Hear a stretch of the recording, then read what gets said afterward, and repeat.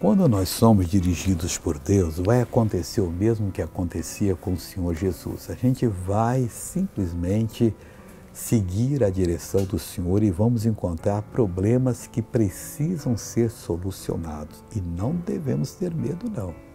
Nós estamos muito negativos. Vem uma tristeza, uma angústia. Deus não tem jeito. Onde está o Senhor? O Senhor não me cura. Se você tem estado dessa maneira, para com isso. Deus é o mesmo, Ele faz as mesmas obras.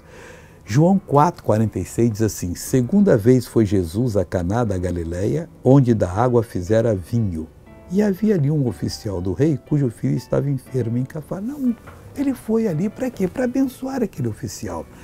Todo o problema que surgir na sua caminhada é para você abençoar as pessoas. Ainda que elas estejam lhe agredindo, falando mal contra você, não fale mal.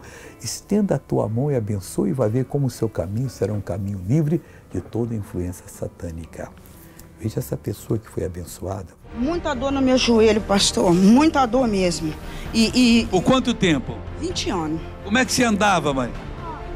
Esse guarda-chuva aqui era... Sempre andando assim, ó. Desse jeito? Tem dia que... Não... Você apoiava nele? Você apoiava nele? Apoiava nesse chapéu. Nesse chapéu aqui. Então põe o chapéu aqui no ombro, não é na cabeça não. Agora anda em nome de Jesus, Margarida de Jesus.